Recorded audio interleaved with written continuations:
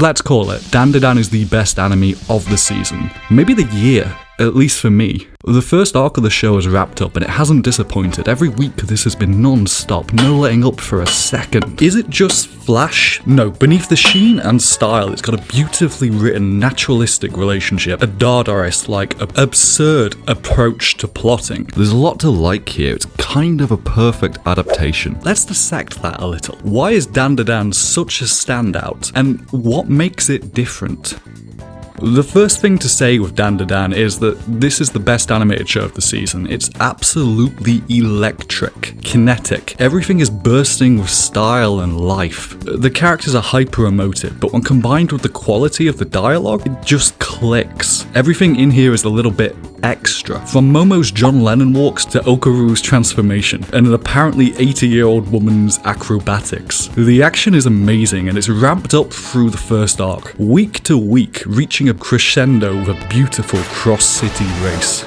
Each step, the animation is perfectly matched with the music, combining both in such a way that enhances the whole package. It's beyond these spike moments though. Every little scene just goes a tad further. The character designs are a little simple, that allows for a cleanness and expression that's striking. There are whole interactions straight out of Looney Tunes. This just excessive spicing up of even the most basic conversations. Animation's not the whole story here though. There's a lot more to DanDaDan than well done animation. Take this scene from episode 1. Even with these fantastic drawings, it's the cinematography that really sets it off. Not just the animation, but the whole presentation, the shots, the rhythm. If we did the same scene as a basic shot, reverse shot dialogue version, it wouldn't be anywhere near as interesting as it is. Another good example I think is in episode 2. It makes use of this paneling effect, add dynamism to what is actually quite a plain scene. Lovely drawn, well composed, is a nice shot even without the paneling, but with the added effects in there's life, there's motion added to what would otherwise be a plain shot. If we remove the paneling, then we get this, a rough idea of how it might have looked. And we can see why a basic effect adds a lot. It even takes what's a less demanding scene for the animation and makes it a focal point. Beyond just the fluidity, it's the whole style. It can make the entire show feel like it's on overdrive, like it doesn't stop. The pace and energy is kept up. And not that DanDaDan needs that adding, it's a ridiculous plot that moves at a mile a minute. Plenty of Science Saru's earlier productions have technically looked lovely, but to me, they haven't had the same style or substance of DanDaDan. This time it's a perfect match. Like how Momo uses style to hype herself up, DanDaDan's style hypes this show. Ultimately, it's the substance below in both that's more interesting, but it's hard to deny that the style helps. That's all not to mention the soundtrack, which slaps. Impressive segments include how it mixes in bits of classical, like the whole William Tell overture. The way the music times in with the animation, it's magical. Even in a quieter episode like the 5th, we have this amazing scene, where the two characters are just missing each other, desperately wanting to find the other, but just slightly missing. It's a classic setup, but here moving in exact synchronicity sold by the music, which times to the movements just right. It makes a more simple setup for a sequence, at least compared to what was in the last episode. Much more charming. Even the quieter rom-com segments get these flourishes, which helps the emotional core of the scene immensely. In the action, every fight has a new visual tone. It never stays still. In the first episode, we get balls to the wall style with the aliens, the granny's extra, a passion. Let's call it passion. But this doesn't stop after an episode. It's all the way through to episode 4's race sequence, when our shy Okaru becomes a racehorse. It's a frantic energy that makes other battle anime feel slow. And when we cut to more grounded school stuff in episode 5, it's this lovely elevation of a basic gag through music. The whole thing is just oozing with style, everything just a bit more. Essentially, this has completely spoiled me.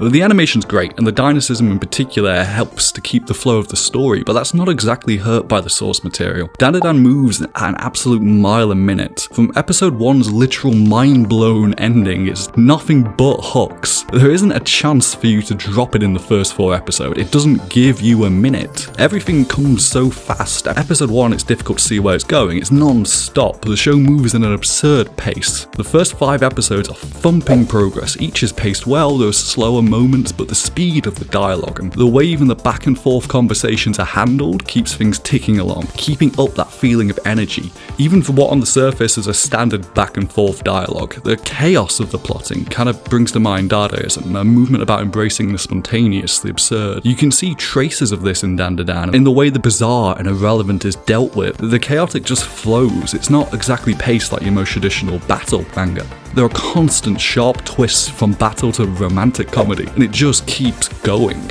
Yet, there's an emotional core behind that. Everything is absolutely ratcheted up, but beneath that is a relationship and characters which keep the show grounded. It's what's really important to me about this so far. It keeps that emotional through line and connection building despite the craziness and irrelevance. Ghost grannies can seize body parts, alien abduction, psychic fights, possession, transformation, and they can all come together in a single crazy action sequence in one 20-minute slice without feeling weird about where it's going. But it's got a heart, and one that never feels tacked on or underserved. It's why waiting for a see you tomorrow has been the most impactful scene so far.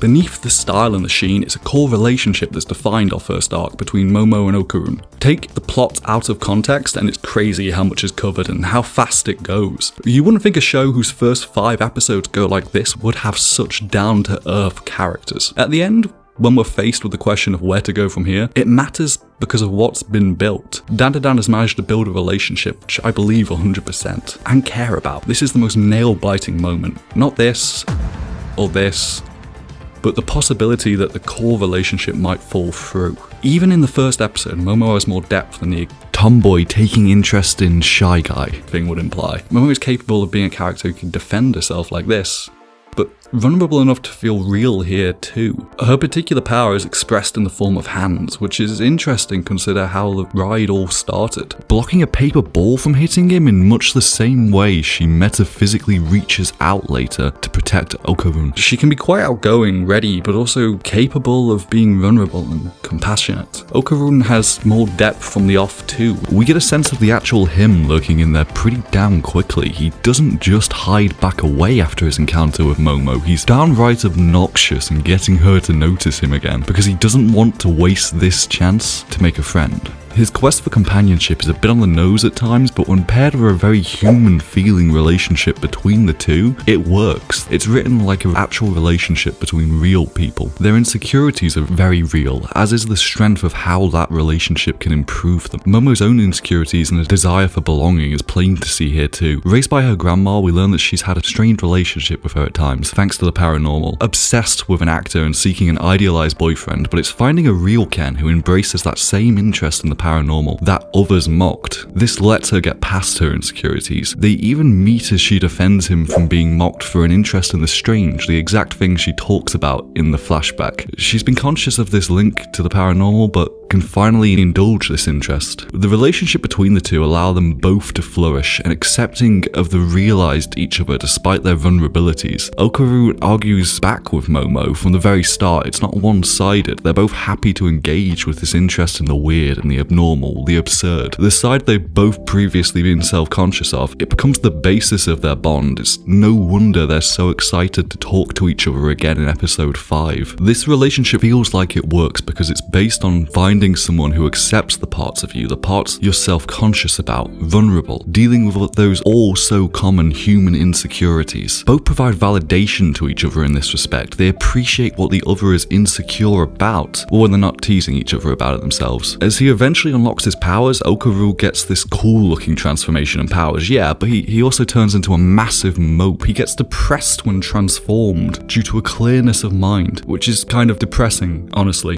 He definitely comes out of his shell though. The strength of this relationship is changing them, because kind of simmering below Okarun's surface is the cool guy Momo is exactly looking for. That's something we see more of as their bond helps him to grow. We meet more of Ken as he's coming out of his shell, which we even seen in his design getting looser over the opening 5 episodes. Transformation aside, we can see the physical and emotional development of their friendship already. He's becoming relaxed and physically starting to look different. Oh, and he's missing something, which I'm sure we could have a lot of psychological waffle over something that's often symbolically linked to manhood and confidence, and he's trying to get that back. It's fitting as the relationship is helping him to grow in confidence and develop. Just compare Momo's reaction to Okarun in the first episode to learning a girl is teasing him in kind of a similar way in episode 5.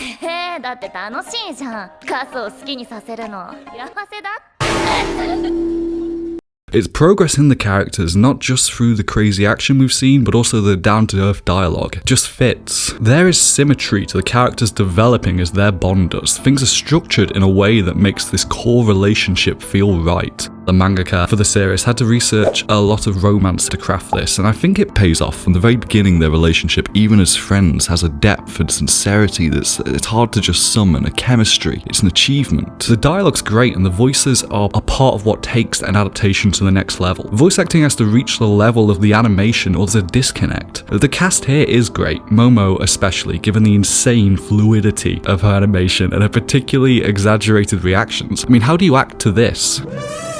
Well, the dialogue flitters between completely natural and off-the-wall craziness. She not only keeps up with such a task, but adds to it. It matches the more naturalistic dialogue that underpins the show. One scene in particular that got me in episode 5 is where Momo is having a laughing fit, which becomes kind of infectious. It's the acting and the animation working in tandem here. It's great. When the fluidity of the animation and a naturalistic voice performance like this meet, the voice acting helps bring the sincerity in the dialogue out, where it can shine and make the core bond the center of the show. Okarun's flittering from self-conscious otaku to emerging charmer are fantastic too. Both the core cast live up to the dialogue. Like the style, it's where the DanDaDan anime has been a perfect fit for its source material.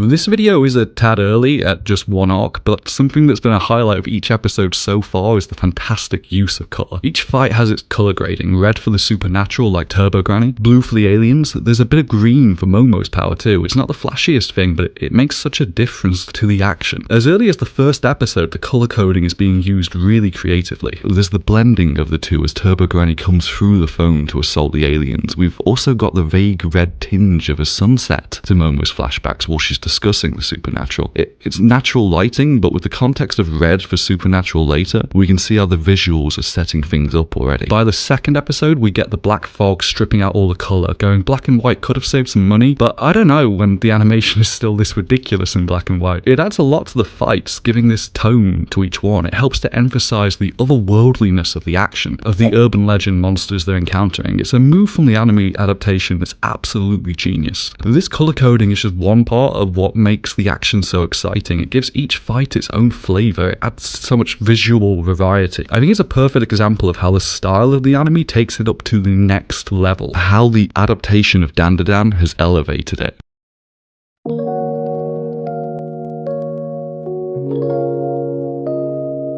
The core of this show is the dialogue and relationships. For all its animated flair, the bones are still there. It's particularly that bond between Momo and Okarun. The naturalistic dialogue and believable characters ground it. Maybe it's helped by them being real urban legends that they're up against, but half of their bickering could be normal, real conversations. For all the shine, it's got fantastic, real sounding dialogue, which is such a rare quality. It's the relatability of the dialogue that works for the relationship as much as anything else. Having it feel down to earth just makes it hit. It lifts everything up. It allows the animation performances to go a bit further. A space brought by the writing being so naturalistic. We can have the craziness of each episode, but it's always grounded by the more mundane. Best exemplified by the end of episode 4, I think I've mentioned, where the vaguity of their language means they're not sure if they're saying goodbye or farewell.